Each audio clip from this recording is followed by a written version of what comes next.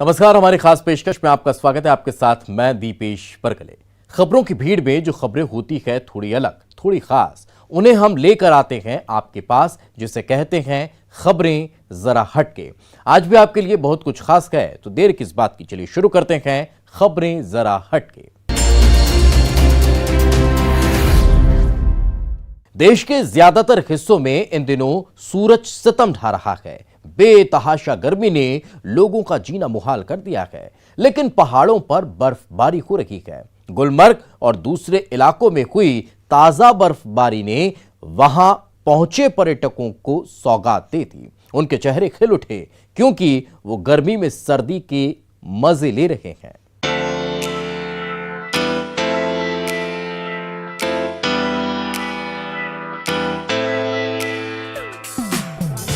तपती गर्मी में टीवी पर ही सही ऐसी तस्वीरें सुकून तो जरूर देती हैं। ये कश्मीर के गुलमर्ग की तस्वीरें हैं और सर्दी के मौसम की नहीं, अभी की तस्वीरें हैं। जी हाँ, अप्रैल के महीने की, जब पूरा देश गर्मी से बेकार। ऐसे में देखिए गुलमर्ग में सैलानी कैसे आसमान से सितारों की तरह जमीन पर गिरते बर्फ के बीच बर्फीली वादियों में सैर कर रहे हैं। किया एंड गोंडोला राइड्स पे गए, फिर वो स्कीइंग करी। इट वाज बिग फन, बहुत एंजॉय किया। नहीं थी कि यहाँ स्नोफॉल होगा, हाँ। लेकिन हम तो सिर्फ आए थे कि चलो थोड़ा स्नो मिलना चाहिए, लेकिन इतना स्नोफॉल हुआ कि हमारी लाइफ का मतलब मेमोरेबल डे हो गया ये। इतना बढ़िया स्नोफॉल और इतना बढ़िया एटमॉस्फेयर मिला कि मजा आ गया। मतलब देखिए, मतलब इट वाज मेमोरेबल। हमको उनको थैंक्स दिया कि मतलब इतने हेल्पफुल लोग हैं कि यहाँ के मजा आ गया मतलब देख के। जहां तक नजरें उठाएंगे पूरी वादी में बर्फ की बिछी सफेद चादर की नजर आएगी। विश्व प्रसिद्ध पर्यटन स्थल गुलमर्ग की ऊपरी पहाड़ियों पर लगातार दूसरे दिन भी हल्की बर्फबारी जारी है। गुलमर्ग में अब तक कई इंच बर्फ जमा हो चुकी है। गुलमर्ग के कंदरोड़ी और अफरोत में अच्छी बर्फबारी हुई है। इसके अलावा जोजिला, सोनमर्ग, पवित्र अमरनाथ गुफा, साउथ टॉप, राजधान पास, पीर पंचाल की पहाड़ियों पर भी ताजा बर्फबारी हुई है। बर्फबारी के चलते मैदानी इलाकों में काफी ठंड महसूस की जा रही है, लेकिन सैलानी इस मौसम का लुत्फ उठा रहे हैं।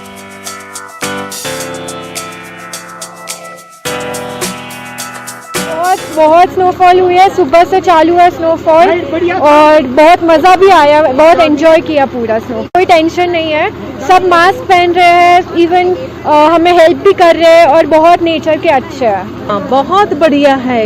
स्नोफॉल से तो एकदम से पूरी चद्दर आ गई हो, कुदरत की बड़ी मजा आई और राइड्स भी यहाँ लेने की मजा आ रही है।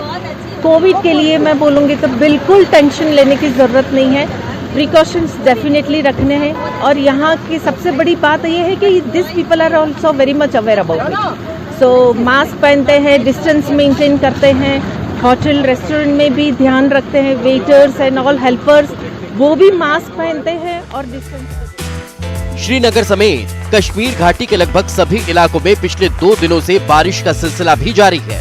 बारिश और बर्फबारी के चलते मैदानी इलाके शीतलहर की चपेट में आ गए हैं। तापमान सामान्य से नीचे चला गया।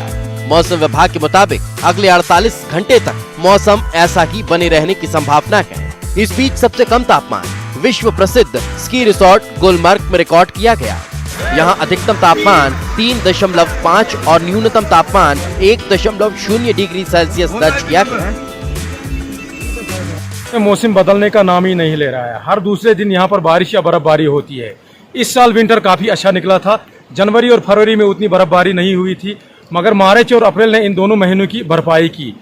गुरेज बांडीपोरा रोड भी ट्रैफिक के लिए बंद कर दिया गया है। जैसे कि आज काफी जो बर्फबारी आज सुबह से हो रही है, ताजा बर्फबारी की वजह से जो गुरेज बांडीपोरा रोड है वो एक बार फिर से बंद हो गया। और हम आला हुकाम से यही गुजारिश करते कि इस रोड को फिर से जल्द बहाल किया जाए। और इस ठंडी बर्फ की वजह से इलाके में काफी ठंड पैदा हुई। बांदीपोरा में मौसम का बदला अंदाज दिखाई दे रहा है। सीमा से सटे इलाके में एक बार फिर ताजा बर्फबारी देखी गई। ट्यूलिल और बख्तुर इलाके में भी ताजा बर्फबारी हुई है। बर्फबारी के चलते ठंड भी बढ़ चुकी है। साथ ही बांदीपोरा से होकर गुजरने वाले सड़क मार्ग पिछले 3 दिनों से यातायात के लिए बंद है, जिससे स्थानीय लोगों की मुश्किलें भी बढ़ चुकी हैं। इस सड़क को कुछ दिनों पहले वन वे ट्रैफिक के लिए खोला गया था। बेमौसम बारिश और बर्फबारी ने कश्मीर के बाशिंदों की मुश्किलें जरूर बढ़ा दी, लेकिन यहाँ पहुंचे सैलानियों के लिए अप्रैल के मौसम की बर्फबारी किसी सरप्राइज से कम नहीं है, जिसका वो जमकर लुत्फ उठा रहे हैं। Bureau report, news 18।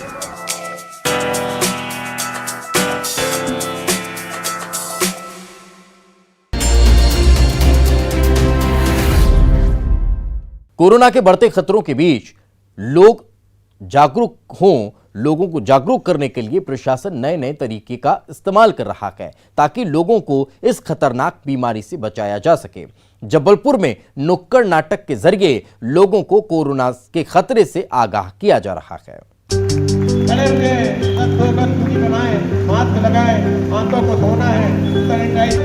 जबलपुर के चौक चौराहों पर इन दिनों ऐसा ही नजारा दिखाई देता है।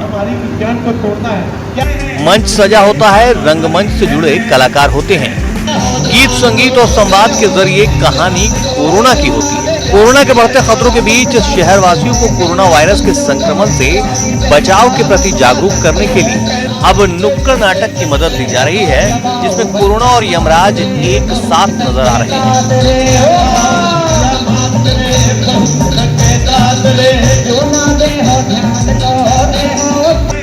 स्थानीय भाषा में नुक्कड़ नाटक मंडली से जुड़े कलाकार प्रशासन का संदेश लोगों तक पहुंचा रहे हैं, मास्क लगाने की अहमियत समझा रहे हैं और 2 गज की दूरी कितनी जरूरी ये भी बता रहे हैं। साथ ही पुलिस प्रशासन का सहयोग करने का भी अनुरोध किया जा रहा है। कोरोना वायरस के संक्रमण से बचाव के लिए रोजाना शहर के अलग अलग इलाकों में घनी बस्तियों और कॉलोनियों में कुछ इसी तरह नुक्कड़ नाटक के जरिए निवासियों को जागरूक किया जा रहा है ताकि कोरोना का चेन ब्रेक हो और उसकी रफ्तार पर लगाम लगे। इसके पीछे एक मकसद है, एक संदेश है जो हम आपके लिए लेकर आए हैं। देश में जो महामारी शहर में है, एक महामारी की जड़ को तोड़ना है। क्या आप चाहते हैं कि लॉकडाउन लगे रहे? भाई चाहते हैं? आप चाहते हैं लॉकडाउन लगा रहे? नहीं ना। तो भाई लॉकडाउन की कोरोना की चेन को तोड़ना होगा तो हमें तो घरों में रहना होगा ना, बेवजह फालतू नहीं घूमना है। इस बात का हमें ध्यान रखना है। कोरोना से लोगों को जागरूक करने के लिए एक युवक और एक बच्चे का वीडियो भी गुना जिले में जमकर सोशल मीडिया पर वायरल हो रहा है, जिसमें बुंदेलखंडी भाषा में गीत गाकर ये दोनों घर घर जाकर लोगों को जागरूक कर रहे हैं।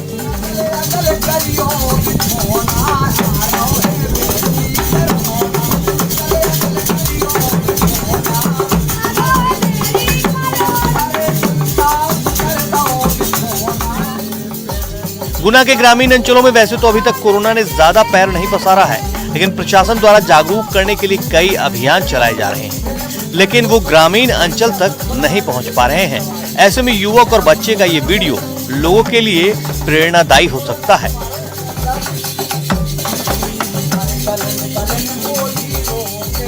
न्यूज़ 18 के लिए जबलपुर से पवन पटेल और गुना से विजय जोगी की रिपोर्ट।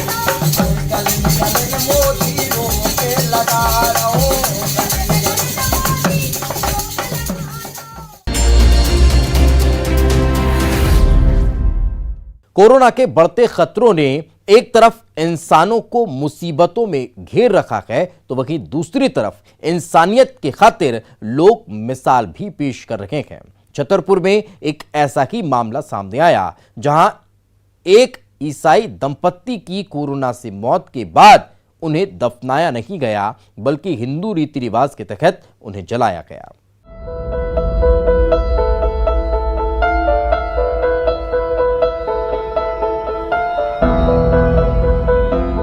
जब इंसानियत पर खतरा मंडराता है तो फिर धर्म की बंदिशें, नियम कानून सब किनारे हो जाते हैं। ऐसा हम इसलिए कह रहे हैं क्योंकि जिस चिता के अंतिम संस्कार की तैयारी चल रही है वो किसी हिंदू की नहीं, ईसाई की है। लेकिन इनके बेटे ने इंसानियत की खातिर इन्हें दफनाने के बजाय जलाने का फैसला लिया।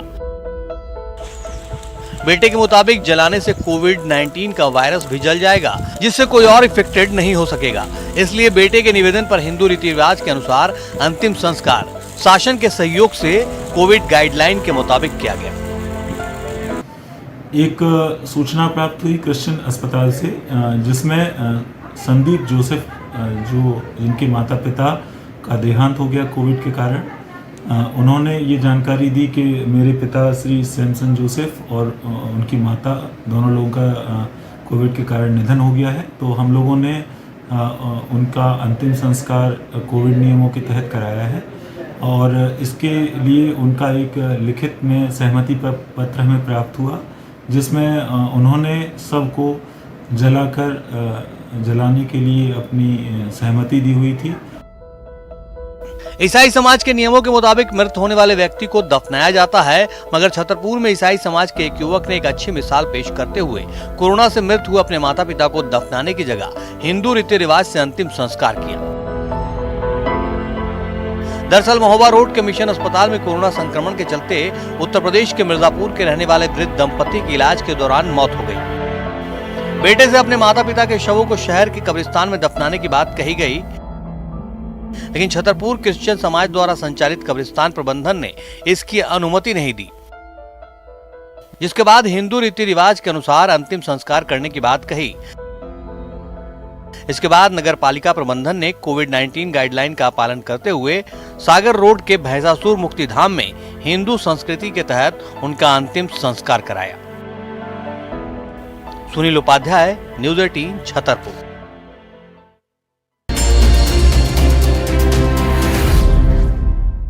वक्त एक छोटे से ब्रेक का है। ब्रेक के बाद जल्द हाजिर होंगे।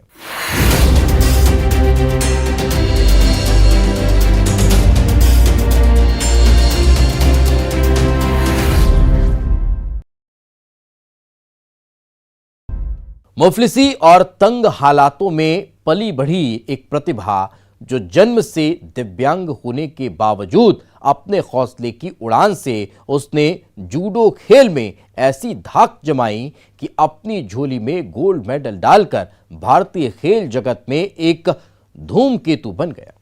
मगर गुदड़ी के इस लाल को अब ओलंपिक क्वालिफाइंग मुकाबले में भाग लेने के लिए उज्बेकिस्तान जाने के लिए चाय बनाकर बेचनी पड़ रही है।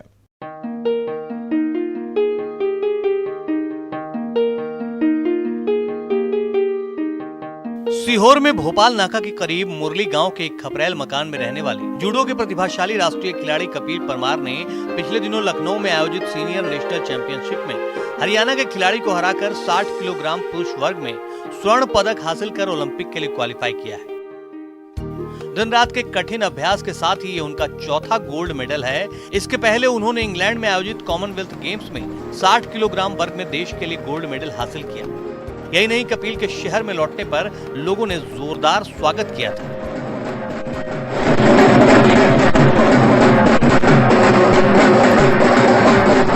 सीहोर के राष्ट्रीय दिव्यांग जूडो खिलाड़ी कपिल का चयन मौजूदा वक्त में ओलंपिक के लिए हुआ है, लेकिन गुदड़ी के इस लाल को अब ओलंपिक क्वालिफाई मुकाबले में भाग लेने के लिए उज्बेकिस्तान जाना है। लेकिन आर्थिक स्थिति के कारण उन्हें 2 लाख की फीस के लिए चाय की दुकान खोलनी पड़ी।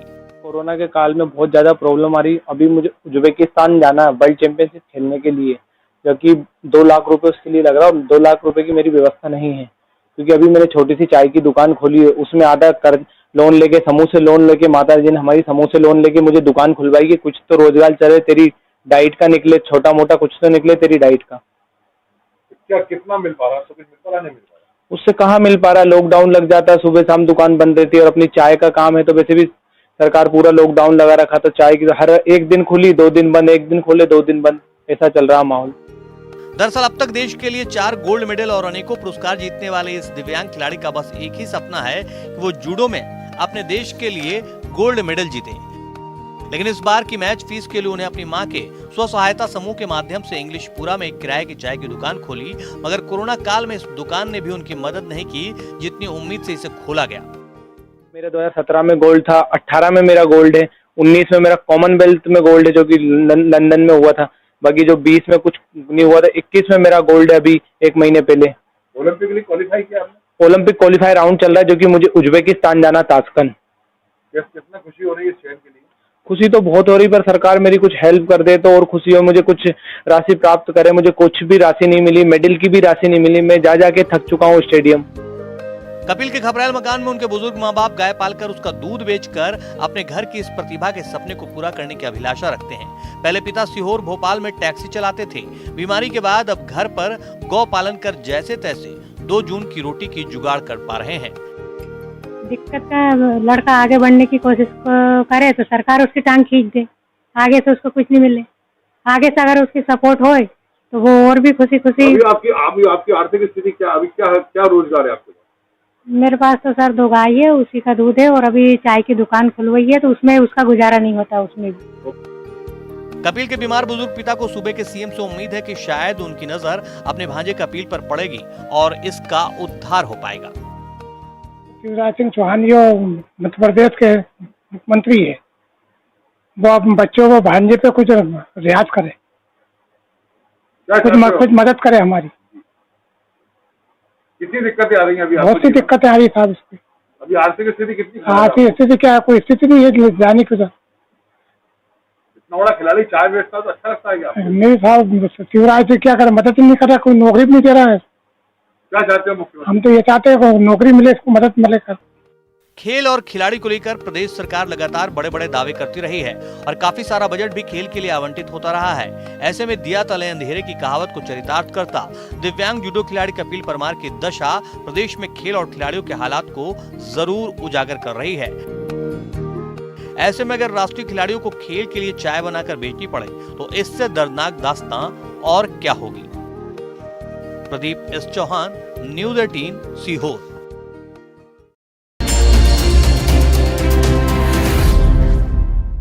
गुमला की उड़न परी फ्लोरेंस सपनों की उड़ान भरने के लिए दिन रात पसीना बहा रही हैं। इसी साल चीन में होने वाले वर्ल्ड एथलेटिक्स चैंपियनशिप में उसे अपने देश का प्रतिनिधित्व करना है। फ्लोरेंस वाला जब पैरों के जोर से हवा से बातें करने लगती हैं, तो देखने वाले देखते ही रह जाते हैं। लेकिन हौसलों और जुनून के दम पर झारखंड से लेकर देश भर की प्रतियोगिताओं में मेडल और तमगों की झड़ी लगा देने वाली गुमला की ये होनहार बिटिया आज 2 वक्त की रोटी के लिए तरस रही है। मिट्टी के इसी छत के नीचे माँ और 6 भाई बहनों का भरा पूरा परिवार रहता है, तो घर का खर्च चलाने के लिए बड़े भाई को महाराष्ट्र में मजदूरी करनी पड़ती है। इसके बावजूद चीन में होने वाले वर्ल्ड यूनिवर्सिटी एथलेटिक्स चैंपियनशिप में देश का झंडा बुलंद करने के लिए वो मैदान में दिन रात पसीना बहा रही है। वर्ल्ड यूनिवर्सिटी अगस्त में 16 से 18 2021 को चाइना में आयोजित किया जाएगा। उसके लिए अभी से ही तैयारी कर रहे हैं।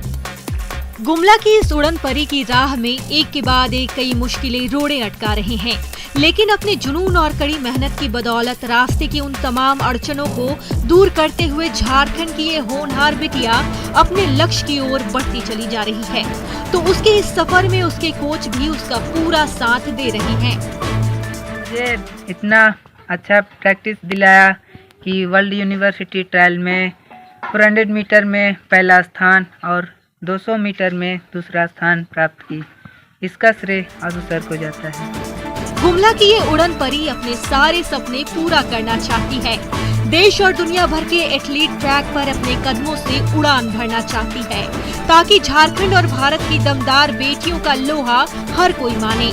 रुपेश भगत, न्यूज़ 18 गुमला।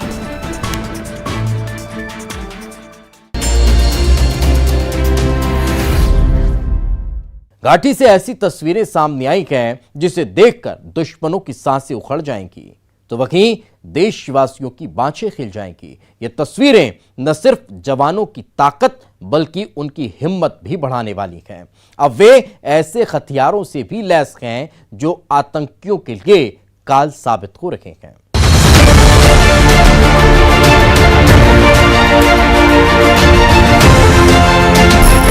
ये तस्वीरें देश के उन दुश्मनों के लिए चेतावनी है जो घात लगाए बैठे हैं और हमले के लिए मौके का इंतजार कर रहे हैं। ये तस्वीरें उन आतंकियों को गौर से देख लेनी चाहिए जो घाटी में छिपे बैठे हैं।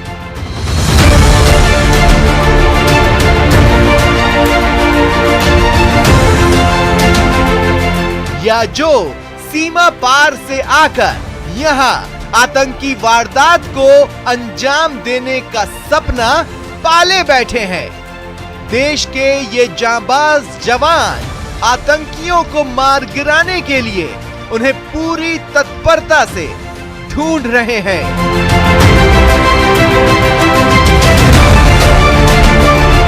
और इसमें जांबाज जवानों के हौसले का साथ दे रहे हैं ये अत्याधुनिक हथियार।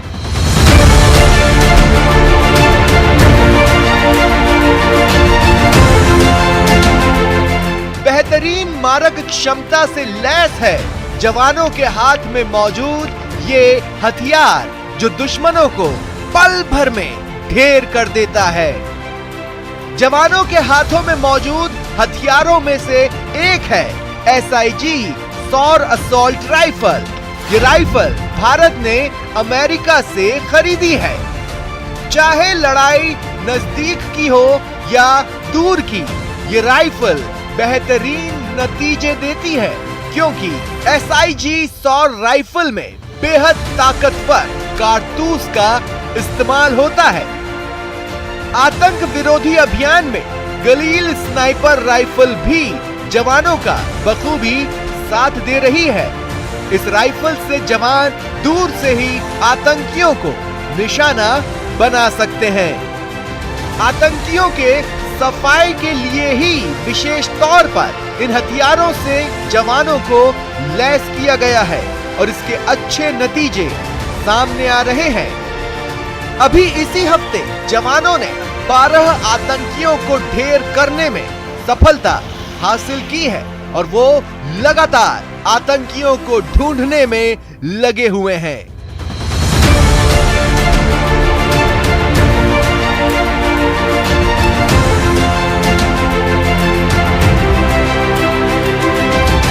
ऐसे में ये उन आतंकियों के लिए मौका है जो राह भटक गए हैं। वक्त रहते उन्हें लौट आना चाहिए, नहीं तो इन तस्वीरों को देखकर अपनी जहन्नुम जाने के दिन का काउंटडाउन शुरू कर देना चाहिए। Bureau report, news 18 network.